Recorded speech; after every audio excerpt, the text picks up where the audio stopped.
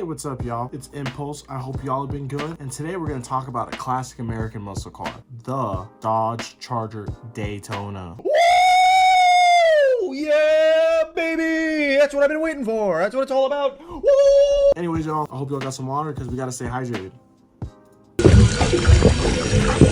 So Dodge has introduced multiple iterations of the Dodge Charger Daytona, and all of these were just modified versions of the Dodge Charger. The name Daytona was inspired by the Daytona Beach, Florida, a historic hub for auto racing, if you didn't know that. I'm kind of retarded. And that includes the Daytona 500, NASCAR's premier race. So the original Dodge Charger Daytona was meticulously engineered to outperform the competitors of NASCAR at the time. This Daytona was so badass, it was the first NASCAR vehicle to reach speeds of 200 miles per hour. And that is a fucking huge achievement at that time. Sometimes may be good.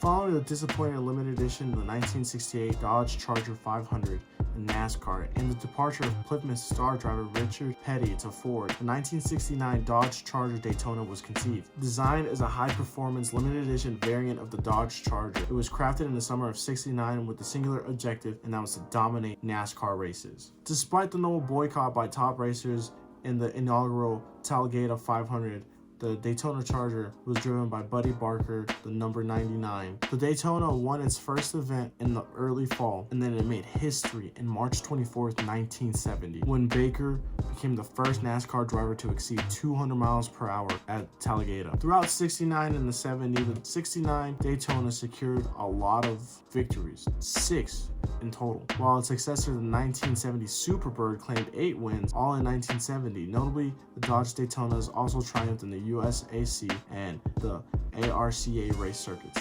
setting numerous race and pole records. Like, this motherfucker don't miss. No, he's fucking good. That motherfucker don't miss, man. He's good. The Dodge Daytona, one of the 2 aero cars, featured a specialized body modifications including a towering 23-inch tall wing on the rear and a unique sheet metal nose cone replacing the traditional upright front grille, so it was like this instead of like that. This thing was pretty built, dude. It had a really nice suspension system and a brake system, and it came standard with a 440 cubic inch, aka 7.2 Magnum engine. And of particular interest to the collectors was the 426, the 7-liter Hemi V8, featured only in the 70s. And the 426 was only featured in 70 out of the 503 Daytonas, so this thing was special. You know I love that shit! The renowned Wing Warriors found a nickname for these special little cars and had a brief stint in NASCAR Top Cup series. And following the NASCAR season, regulations were amended prohibiting aero-specific cars featuring engines larger than 305 cubic inches. Blasphemous! Basically, all the aero cars in NASCAR were just permabanned because they were too good. What the fuck, y'all? God damn! God damn! So then, the Daytona went on hiatus for a little bit.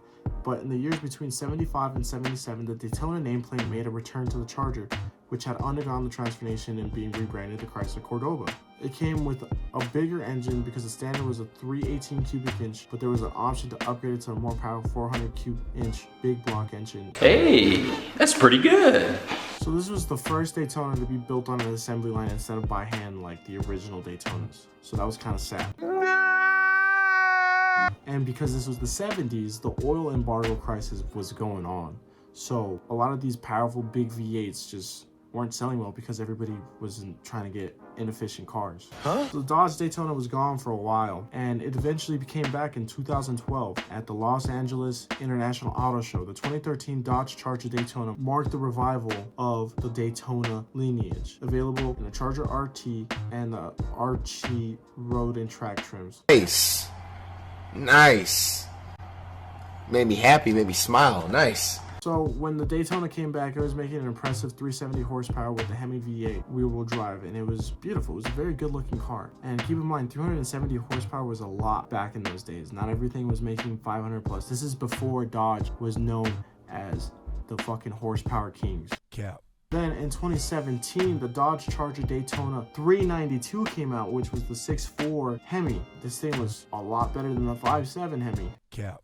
You can still get the Daytona in the 5.7 package, but most people would rather get the 392 because it made more power off rip. But the 5.7 was a lot more reliable to build power on. Yes! Yes! And then in 2020, we started hearing rumbling about the Charger being discontinued soon. Daytona variant was equipped with the 717 horsepower version of the standard Hellcat engine. Jesus Christ. This production of this vehicle was limited to just 501 units. So if you find a Hellcat Daytona for the low, you gotta cop that shit real quick. Okay. So unfortunately, the Daytona was canceled along with the Charger and Challenger because they are being all just discontinued for electric cars. Ew. So yeah, boys, that's pretty much the Daytona and how fucking sick it was back in the day and how currently it was still pretty badass. That's what I'm talking about!